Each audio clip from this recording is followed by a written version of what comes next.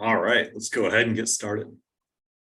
So before we dive into the material here tonight, I want to take a step back. And so if you've attended our lawn care basics webinars, or if you hear me chat much at all, you'll probably hear me come back to this quite frequently. And so I always encourage considering essentially what the growth potential is going to be over the course of the year. Or if we break this into simpler terms or in a simpler mindset, essentially how much energy is going to be required over the course of the season. And so during the winter time, primarily, we could have a variety of grasses here. We may have a warm season grass, we may have cool season grass, but same general thought, right? So during the winter time, the grass is going to be dormant most likely, or slowing down at least.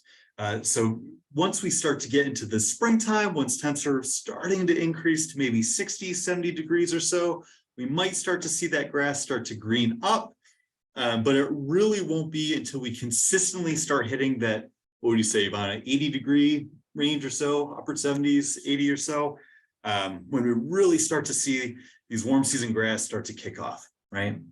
Now, for any of our attendees here tonight who could have a cool season grass, of course, the cool season grass is going to start greening up a little bit sooner, but same general curve here, right? Where it's going to start greening up during this, right before the summertime, it'll hit its maximum growth potential or growth rate, and then start to dip down a little bit as the summer temps start to increase, right? So as the temps start to increase up over 80, up into the 90s and above, that's when we start to expect the grass to start to slow down a bit, right? So this doesn't mean that this isn't a time to do nothing, right? Like we tend to consider for the winter time, but essentially time that we might be monitoring the lawn a little bit more, right? So we'll still be considering watering, mowing, potentially fertilizing, but we just want to be a bit more mindful in terms of where we're at in the season.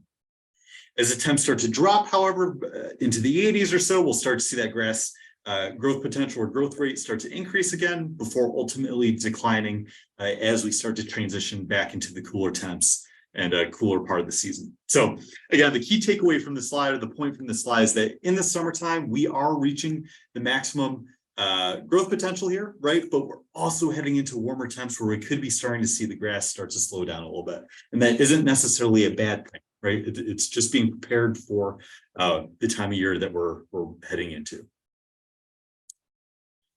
So today, what we'll be discussing are three key practices, and then, like I mentioned earlier, essentially concluding with an investigate slide.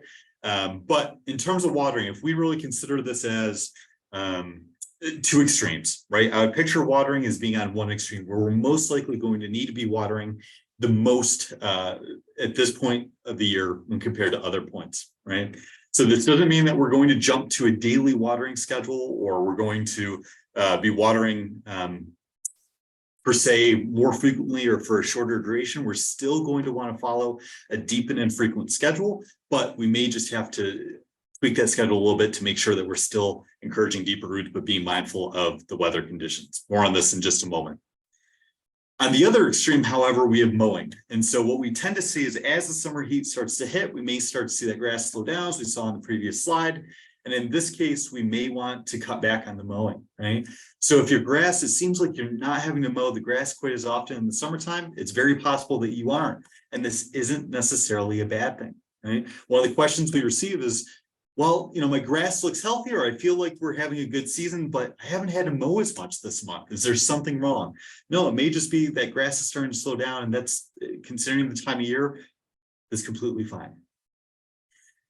Thirdly, in terms of fertilizing, I would view this as more of the in-between, right? So while we have watering on one extreme and mowing on the other, fertilizing is sort of in the middle, right? We're not going to say you're necessarily going to be fertilizing more often. I wouldn't say you won't be fertilizing at all, but we just want to be mindful essentially of what's occurring with grass right now, right? Is it starting to enter almost a summer dormancy due to the heat? More on this again in just a moment.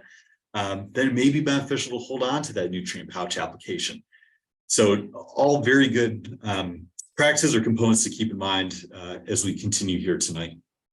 And then lastly, under the investigate slide, over the course of the year, no matter how careful we are essentially following these best practices, there can always be changes which develop, right? And so what can these changes look like, and how can we best proceed is what we'll tackle on that slide there. All right, so first thing we're going to start to talk about here is watering. This is one of the most important things that you can kind of monitor when it comes to your lawn. Like Will mentioned earlier, it's not always the best thing to keep increasing the watering as temperatures go up. There is a point at which it is too much. So, and this does depend on a couple of factors. You know, if you have a cool season grass, you may need to add a little bit. If you warm season grass, it might be able to take a little bit less. But the bigger factor here is what kind of soil you have. So in the southeast, there are a variety of soils. If you're closer to the coast, it's going to be more sandy. If you're further in, Georgia's going to have straight up clay. So just kind of knowing what kind of soil you have is already giving you a jump in how you know how much you should be watering. So typically your grass wants about an inch per week, and that goes for irrigation and precipitation. So just know that if you do get some rain, you need to factor that into your irrigation schedule. It's not just going to be something that you set it and forget it. It's something you're going to have to tweak with throughout the season, or else you can run into fungal issues, or if one of your sprinkler heads gets damaged and you just don't realize it, this could lead to dying off of your grass. So basically, you want to kind of stick to about half an inch per session. So that would be, twice a week, you would do that full inch of water. If temperatures do get up, higher than 80 degrees, I'm in Texas, so it's kind of a given. Adding that third session will help as well, but any more than that, usually you don't want to add any more, because that can, up to a certain point, the grass isn't going to take up any more water. There's always a potential it'll hit for how much water it can take up. And then any more than that, again, could lead to some fungal issues. So if you've got a clay soil, probably max 3 is going to be where you want to be at. And then if you notice that the water is more running off of your soil rather than your grass being able to absorb it, you may need to implement a different style of watering, something like a cycle soaking, where you water for 5 minutes, you let it sit, you let it kind of percolate into the soil, and then you let it run again. So this could take, an hour each session. So on Monday, you run the sprinklers for 5 minutes, turn them off for 5 minutes, and keep that going for an hour. And then you do that again on Wednesday, that kind of thing. For sandy soils, it'll drain a lot more quickly. So this also means that it'll dry out a lot more quickly as well. So this might be something where you just do need to add one more session if your grass is starting to look very dry looking. If you start to notice, if you have something like a St. Augustine, the grass blades starting to fold up, or if you notice when you walk on the lawn, you see those footsteps still in the grass. Those are all signs of underwatering or of drought stress. So adding an additional watering there would be the right idea.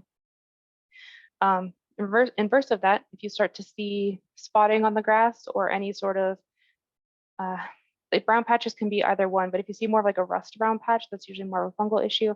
So I would hold off on watering. So for example, right now in Central Texas, we're getting a ton of rain. I haven't actually irrigated, I would say, in 2 months now, and I'm still getting a fungal issue in my St. Augustine just because of the sheer amount of water and how wet it's staying. So just knowing that sometimes it's going to happen, and just being prepared for that when it does.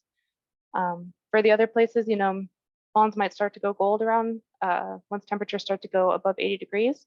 And this isn't necessarily a bad thing. Lawns will head into dormancy to protect themselves from the environment. So if it is just too hot for that grass to grow, it will protect itself and it will go dormant. And sometimes that's the best option. Having a green lawn is fantastic, but not at the expense of exhausting your grass and making it suffer the rest of the season.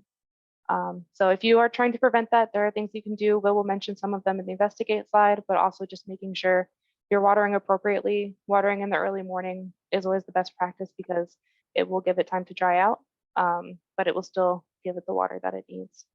And with that, yeah, timing is everything. Consider morning waterings, making sure that you water early enough in the day that the grass is able to take it up and it doesn't evaporate too quickly. So 6 a.m. to 9 a.m. is kind of the sweet spot there. For the Southeast US, I wouldn't usually recommend doing evening waterings just for that fungal issue persistence, since it does stay more humid in these areas, in Florida, Georgia, everywhere around here. There is a less chance of fungal activity if you water in the early mornings instead of the evenings. And Yvonne, can you clarify or expand upon that, right? So it's a really good point you bring up. And so I was speaking with a customer earlier today who noted that he's starting to see these yellow patches develop in his lawn, right? And he said right now he's watering 2 times per day for about 20 minutes per session, and they're getting a good amount of rain. And the concern is, well, as the temps start to increase, I want to make sure the grass isn't drying out. So what can we recommend in terms of, just like you said, where's that balance of is it going to go gold, or is it, how do we know that we're providing enough water essentially, since it seems so counterintuitive to follow a deep and frequent schedule, right? Yeah, and that's when you start to look for the signs. If you are watering the recommended time, 3 times a week, but you're still seeing when you step on the grass that it's, keeping the shape of your footprint, you may just want to add an additional one. But if you do start to see your grass starting to turn like a lime green or a yellow, that usually means that it's getting too much water, and that is showing that it's getting some nutrient deficiencies from the water kind of washing out the soil. So just knowing the signs to look for, steps on the lawn for not enough water, or lightning, yellowing for too much water there. And just in case, you can always do the old stick your finger in the soil. If it's moist, don't water. If it's dry, give it a watering kind of thing too. Sometimes you gotta get your hands dirty. Perfect. And adding to that, we had a question asking essentially, how much should I be watering? So as Ivana highlighted, we walked through aiming for about 1/2 inch or so per session, but we'll be including an article discussing how to audit the sprinkler system as well. So strongly recommend, if you want to understand essentially how much water each area of the lawn is receiving, and incorporating everything discussed here by Ivana, that's certainly a great practice to consider. For sure. Yeah, and the next thing we're going to talk about is mowing, and this is almost universal, but of course there are some caveats here. So the first thing is just to make sure that your mower blade is still sharp. You don't want that tearing to happen, because that's one way that your lawn will go gold faster. You start to see those brown tips, it looks unattractive, and it's also unhealthy for the grass, because this is a easier vector for disease. It stresses the grass out, making it weaker. So you just want to make sure, checking your mower. If you ran over a lot of sticks, as your trees shed some sticks and stuff like that, you might just need to give it a quick sharpen, just to make sure that it's not going to be ripping those blades. You do just want to cut as needed. Again, in the summer, you probably aren't going to be mowing as much as you did in the spring, or as much as you will in the fall, just because after a certain point, the growth potential of the grass stops. So around 85 degrees for warm season grasses, they're just not going to be able to grow. Same thing for cool season grasses, but a little bit lower in temperature. So you may just need to mow once a week, or once every week and a half, or 2 weeks, depending on your grass type. And usually for most of them, asterisk, higher is better. So things like St. Augustine, zoysia, mowing at, a 3 or 4 or 2, that kind of thing, just keeping it long is going to be healthier. It's going to allow the grass to keep those nutrients in, and allow it to kind of weather the weather, basically. The only other things would be if you have Bermuda grass. Typically Bermuda grass likes to be a little bit shorter, inch to an inch and a half, or a hybrid Bermuda can be even shorter than that. So sometimes people will be mowing their hybrid Bermuda anywhere from 1/2 inch to an inch. So just depends on the grass type. I know someone had a question about their dwarf St. Augustine, and for that, you're going to be wanting to mow at about 1.5 inches to 2 inches. And just making sure as you mow, don't wait too long. If your grass gets really, really long, you chop it in half, or you chop most of the length off, that's also going to stress out the grass. So, as you can see throughout this presentation, mitigating stress is a really big factor in keeping your grass healthy. So don't cut too much. You want to be cutting about 1/3 of the grass blade each mow. Don't need to go out there with a ruler, but over time you'll be able to kind of gauge, oh, it looks like now it's kind of the time to mow. If you want to be a little crazy about it, you can bring a ruler out there, but just kind of make sure you're staying on top of it. And we need to see the pictures, right, of having the ruler. Yeah, Okay. and for anybody with a cool season grass as well, typically a little bit longer, right? What we Yep. say, Mom, maybe instead of looking to cut when it reaches 3 to 4 inches, maybe closer to 4 to 6 or so, and going down to 3 to Yeah. 4. Yeah. 3 to 4 is kind of the main sweet spot. If you start to notice that your grass doesn't look as good at that, that's when you can kind of change it. Or if you are unsure what kind of grass you have, you can always send us a picture for us to take a look as well, and give you those recommendations. Perfect. All right, so transitioning to fertilizing. So with each custom lawn plan, you have access to your My Plan page, right? So you can see on the right-hand side here, great option for you to be able to keep track of which pouches you've applied, also to keep track of if you've fallen behind, as I did. But just a nice resource to be able to view essentially what the course of the season is going to look like, right? But the reason that we're bringing this up here is to keep in mind that these dates are a great starting point. But that doesn't mean that they need to be the set application dates, right? Of course, these are the ideal times to be applying the pouches, but there are always going to be factors, or that gray area, right, where we can end up tweaking the dates here.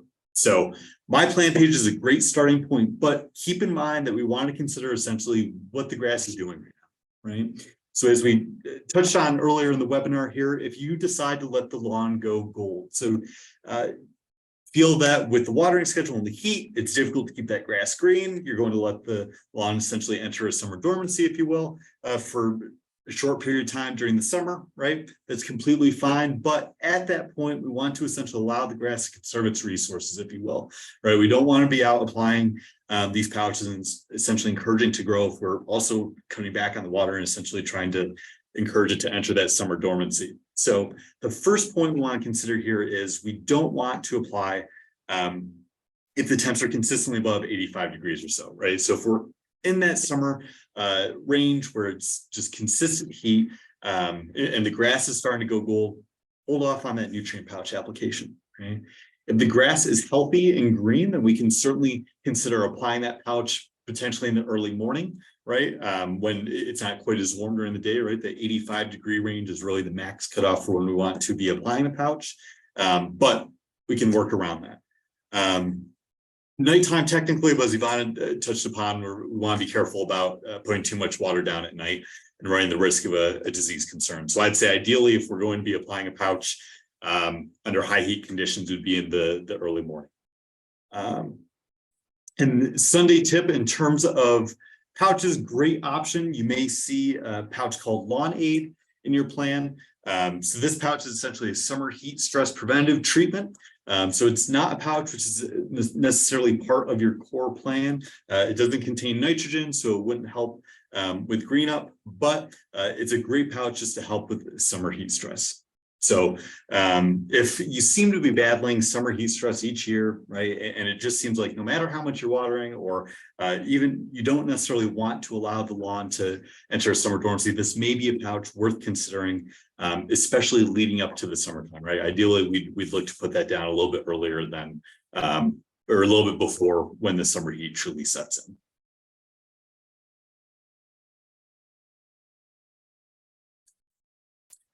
All right, and transitioning to investigating here. So as we've discussed, there are a number of factors which we can consider, right? And this is really having a perspective or the mindset of minimizing stress, not necessarily looking to complete a specific action per se, but considering, okay, from a watering perspective, am I doing everything I can to make sure that the grass isn't going to be stressed, right? Or minimizing stress.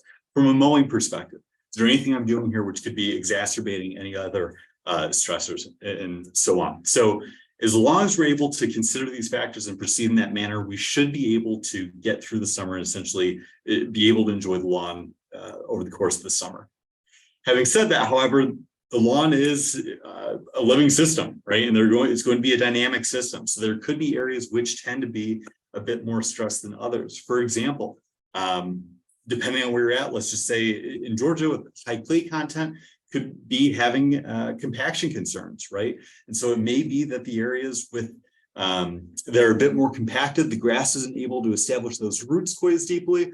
They're established closer to the surface and they're more susceptible to heat stress, right? So we start to see the lawn show signs of stress in these areas. So when we mention these points here on the slide, I want to highlight that this isn't necessarily that the entire lawn is going to look like this, right? It may start in a specific section, and then we'd be able to identify the best path or course of action from there. So consider environmental conditions here. So if you start to notice a change, the first factor to consider here, has there been a change in temp, right? So have you seen the temp start to increase? Has there been a sudden heat wave, which could be leading to a change in the lawn?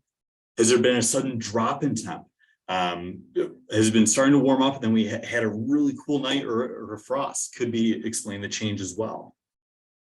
Has there been a change in the natural amount or the amount of natural precipitation? So if you received a significant amount of rain over the past couple of weeks, as Ivana was highlighting in Texas, right? If there's just a significant amount of natural precipitation, we could start to see these disease issues or these fungal issues start to take hold, right? But once we're able to modify the environment, typically cut back on the amount of excess moisture, we'll see the issue resolve itself. More on this in just a moment.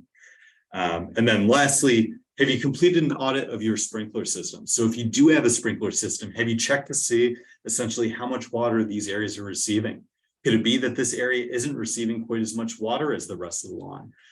Could it be that a specific zone isn't functioning properly? Right? These are all great questions to ask before jumping to a solution.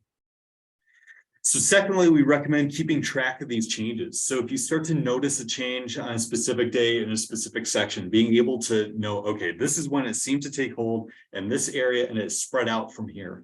Or, you know what, it started on this day, but it really stayed contained in this area, right? It didn't seem to spread out into the other portion of the lawn. These are all great factors to be able to relate to us, especially when you're chatting with us. And lastly, then we can identify what we believe is occurring here, right? So for example, if in the upper right-hand corner, you see these patches start to develop, if you pull up on the turf grass, it seems like it's no longer well-rooted.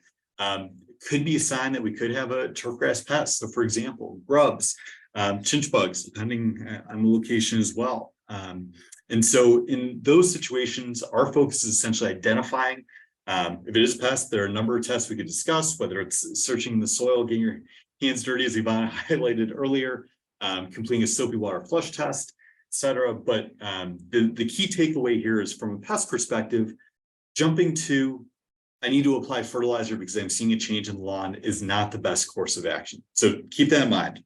In this situation, fertilizer is not the best course of action.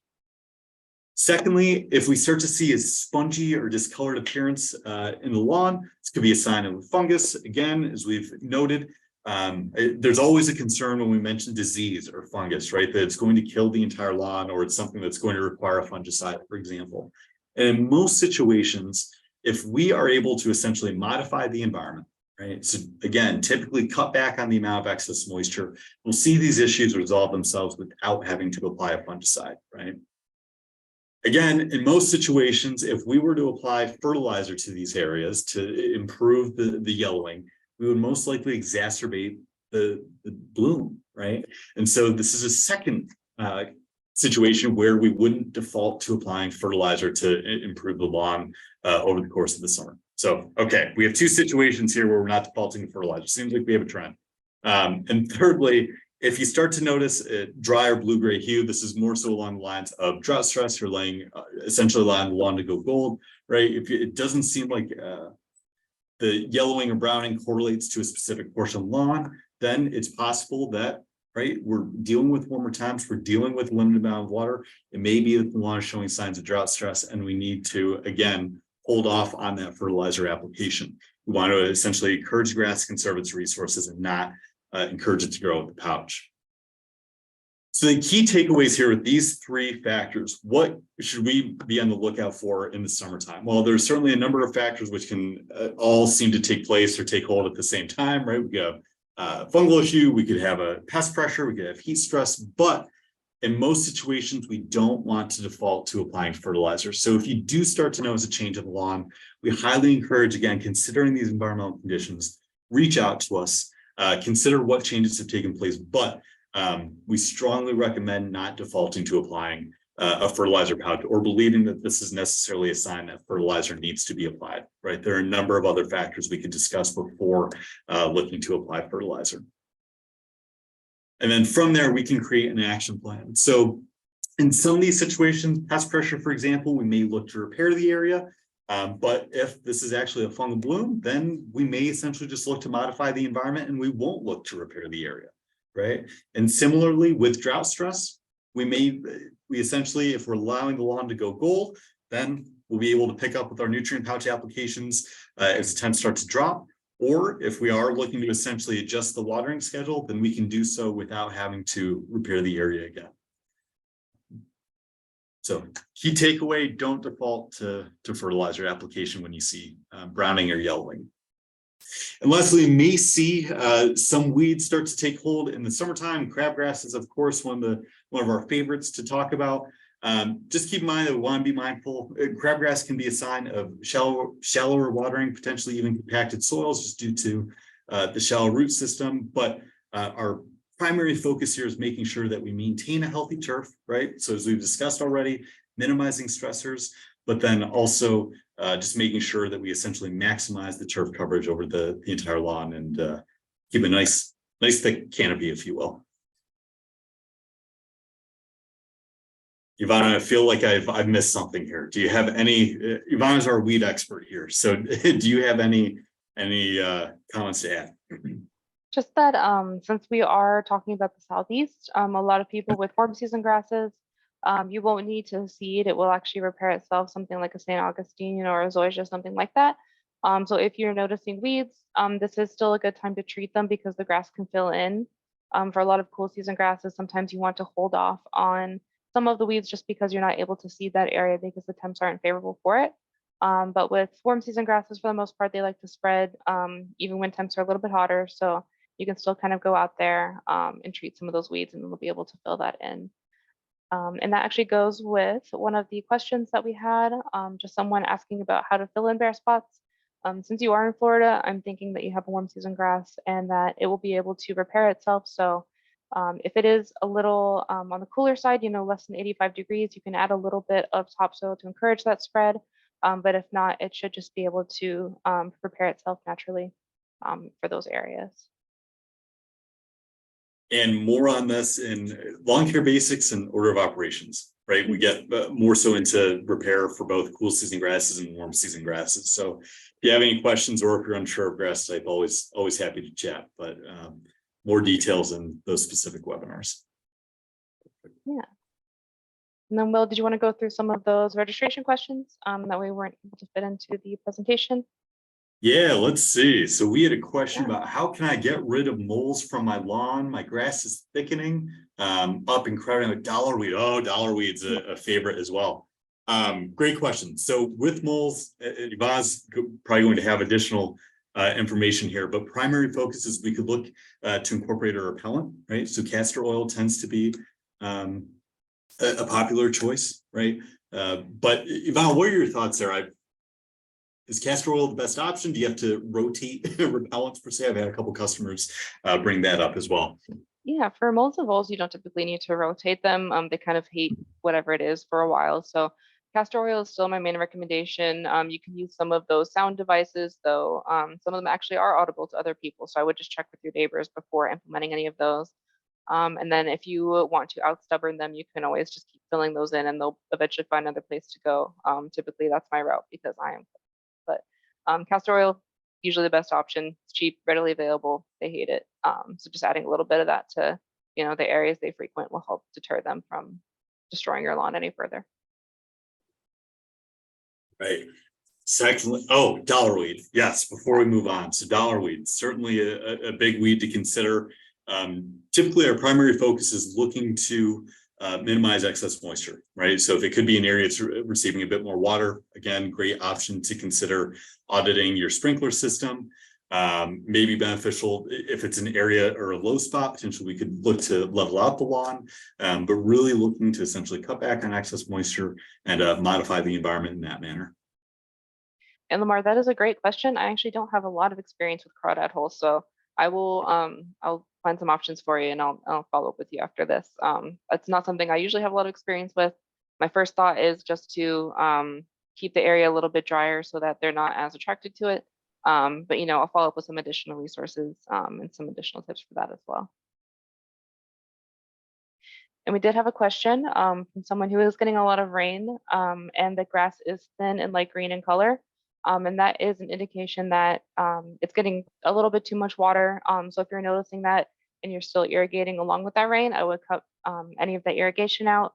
If it's just rain, you will have to wait it out a little bit, but your next fertilizer application should help with that as well, because it is, like we mentioned earlier, where there's too much water and it's kind of flushing out the soil a little bit too much.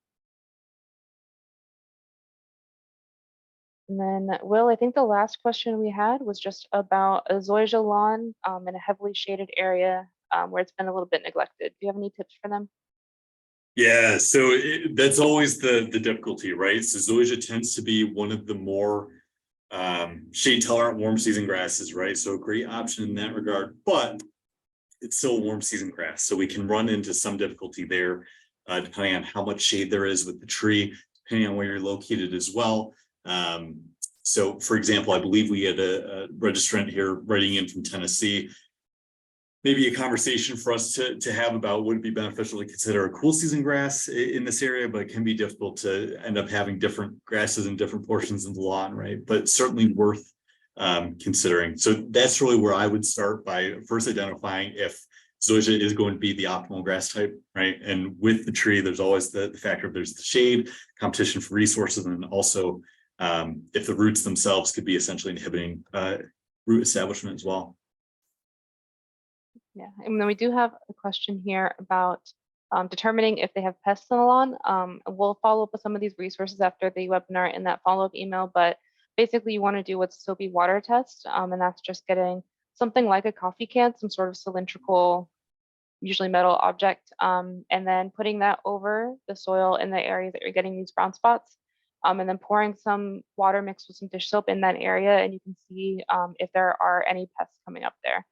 I'm not sure on the exact numbers of the pests, if there's a certain amount of grubs. If you do see quite a few of them, it's most likely a grub issue. Same thing for chinch bugs and webworms and the like. Though if this isn't a pest issue, it could be a fungal issue, and that's something that we can kind of chat more about after we send out those resources as well. One of the other points we'll bring up here, I realize we're running over on time here, but this is a really good question. If anybody, again, we'll be sending out the recording, so truly appreciate you all staying here tonight. But with patches developing in the sod, right, if it seems to be new sod, just like Ivana highlighted, watering certainly a key focus. Pests are also a key factor to consider, but I'm always interested to hear as well if it seems like the patches could be correlating to specific portions of the sod, right? Could it be an underlying soil factor?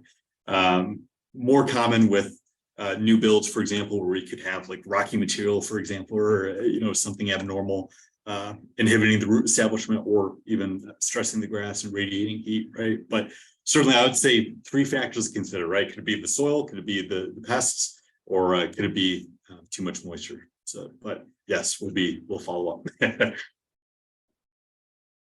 All right. I think that was all the questions that we had. Wonderful. All right. Well, everyone, thank you for attending here tonight. So like we said, you will be receiving essentially the follow-up survey once we end the webinar here. This was prepping for, oh my gosh, prepping for a better lawn, Southeast summertime. There we go. You heard it from me. And like we said, keep an eye out for the follow-up email for sure. If you missed the survey immediately afterwards, we'll have great resources included there. But any questions, please feel free to follow up at webinars@getsunday.com. Our team's always happy to chat, and we'd be thrilled to see you in our webinar. So have a great rest of your night, everyone, and thanks for being here. Take care, y'all. Have a good one.